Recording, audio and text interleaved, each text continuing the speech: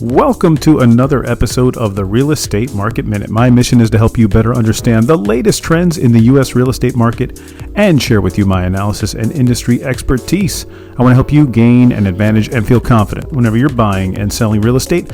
I'm your host, Mark Salib. I'm a passionate real estate professional, advisor, and investor, and I love what I do. Follow and DM me on Instagram at The Salib Group. Send me an email, mark@thesalibgroup.com. And as always, thank you for tuning in to today's show.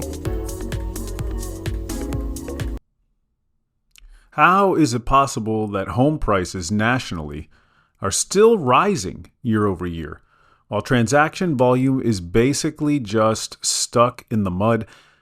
So that's the big story from Monday's existing home sales report. Sales are barely moving. Pending activity continues to struggle and break higher. Mortgage rates still too high for too many buyers. Yet somehow, nationally, prices are still positive year over year. So what's actually happening underneath the surface of this market? Because if you're waiting for a big crash, the data may frustrate you. But if you're trying to understand why inventory is rising and why buyers are still stuck and why prices refuse to fully break, this report explains a lot. And it's the existing home sales report. It came out Monday morning for April. And existing home sales are at 4.02 million annualized. The consensus expectation was 4.05 million, so it came way under. And the previous reading was 4.01 million. So we ticked up just a little bit, 0.2% from the previous month. Now, that's good that we ticked up because the previous month had gone down from the month before it, meaning March was down 2.9% from February. So look, we're entering the summer season, okay? And yes, we're going to see some seasonal data here that suggests that we're going to see a little bit more of a transactionary period, but it's still pretty low. But here's the thing that really surprised, I think, a lot of people. The national median existing home price is now sitting at $417,700. That's up 0.9% year over year from April of last year. So from April of 2025 through April of 2026, the national median home price is higher. So the market is basically telling us, yeah, look, there's not a lot of transactions. Sales are weak, but prices nationally aren't cracking in a meaningful way. And you know what? It's kind of been the theme, right? If you've been listening to the show, you know that we've shown you data that 71% of local markets of major metros in the United States are higher year over year. So that means 29% are lower or at least flat. So, but still, a large majority of the nation are seeing their home values go higher, not lower. Okay, but where's the problem? So the problem is with transactions, right? We're just a bit frozen right now. Normally, we'd see a lot more transactions than we would this time of year, but that's not what we're seeing, right? So what we've been talking about is still showing to be true in the data, where sellers don't want to give up on their low rate mortgages, that lock-in effect. Listen to Monday's show right before this one, where I talk about that lock-in effect, where a lot of sellers just don't want to leave their situation. They don't want to leave their low mortgage rate to trade it in for a higher mortgage rate and pay more per month on a house that could even be equivalent to the one they're in now. More per month, even in some cases, in some markets, for a lesser home due to how high prices have gone. Markets like Miami and Tampa and Phoenix, Austin, Texas, right? Prices rose so much that you're trading in a house for another house of lesser quality or lesser, let's say, square footage, right? Lesser bedrooms, bathrooms, for a higher mortgage rate and a higher monthly payment. Who would do that? Nobody wants to really do that, right? So what do you get? You get what I'm calling a transaction recession. We're in a transaction recession. But prices aren't in a recession. Home values are fine. Okay? But we're in what is a housing recession. Not because of prices, but because of transactions. Okay. Now, every time it feels like the market's about to turn around, something happens. Either mortgage rates jump back up again, or affordability gets hit again, right? The latest, the conflict with the U.S. and Iran causing oil prices to skyrocket, which caused the 10-year Treasury to go up, which of course made mortgage rates go up from at one point in February of this very year, mortgage rates were at 5.99%, and they marched all the way up to about 6.5%. And now they're settled right around 6.3 to 6.4% range for the 30-year fixed. Well, again, affordability gets hit again when that happens. Buyers pause again. I talk to mortgage brokers all the time, and they're telling me, yeah, buyers hit the brakes. Absolutely, over the last 4 to 6 weeks, buyers backed out. And you keep killing momentum. So you got listings going up, inventory's getting better, but buyers are still not coming out. And you see that in a lot of the markets where prices went up a lot. So you hear stuff like inventory's up, prices must be going down, right? No, because there's not enough transactions to cause prices to go down. I mean, let's face it. It's almost like you're going up in value in the housing market on light volume. Very similar to what you might see in other markets too, where volume isn't enough to really move it.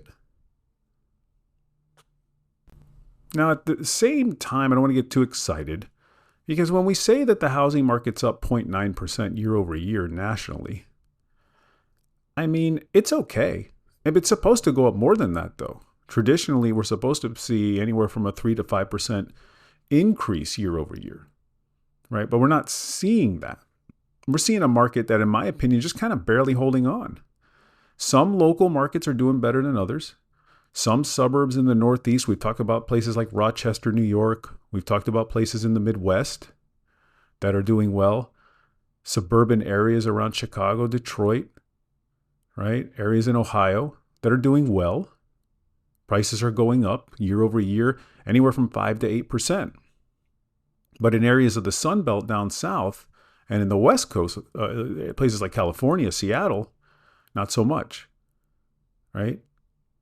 And remember, too, that we still have a structural housing shortage. Okay, so we still have that problem. We are underbuilt. We're significantly underbuilt. We're short about 4 million homes here in the U.S.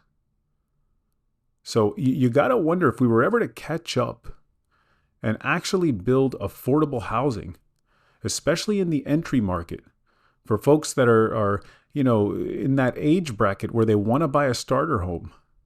Think Gen Z or even millennials who want that starter home, but it's just not there for them.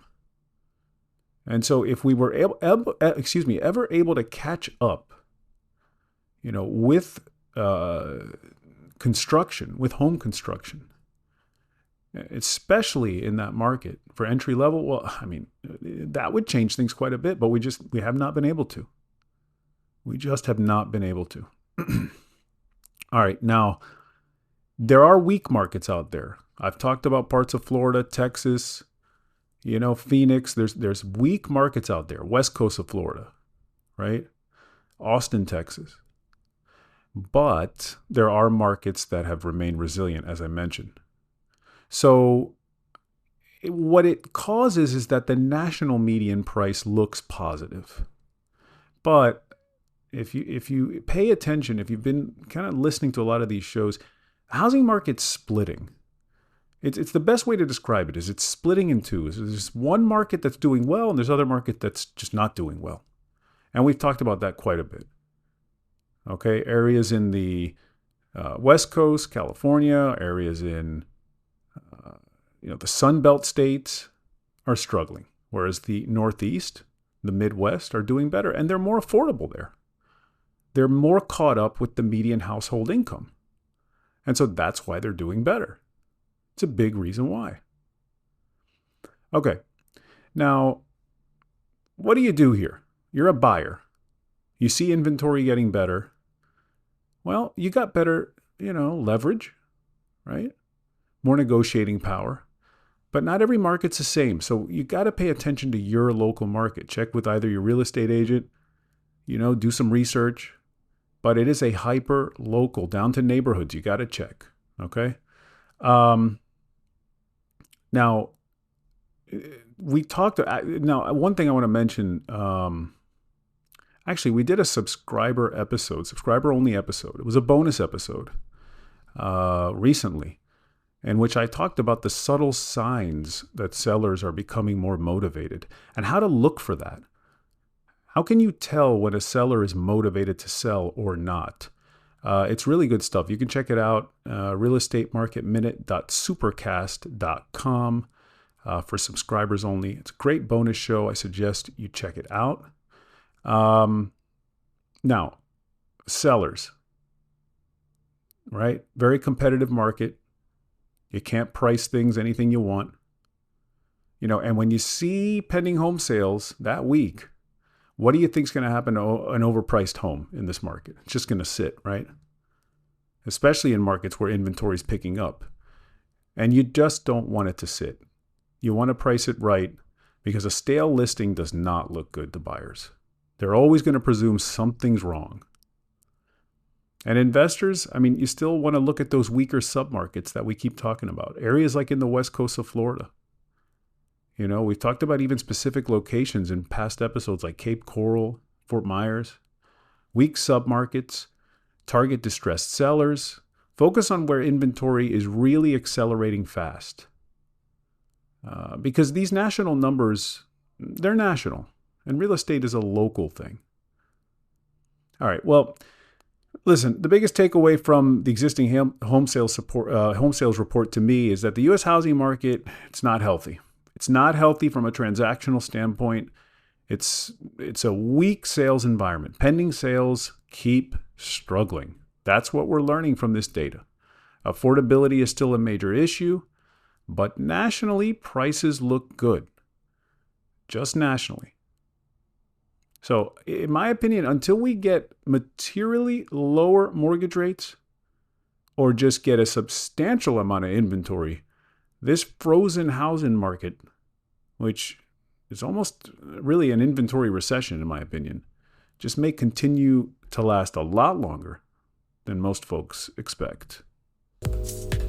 That is it for me today. Thank you so much for listening to today's show. And as always, if you have questions or need specific advice, ideas, or just some help regarding your particular real estate needs or situation, or if you're just looking to buy or sell real estate in Florida, well then DM me on Instagram at The Salib Group, or just send me an email to mark@thesalibgroup.com. Don't forget to leave a rating for the show, follow, subscribe, help others find the show, and be informed and educated about the real estate market just like you. Until next time.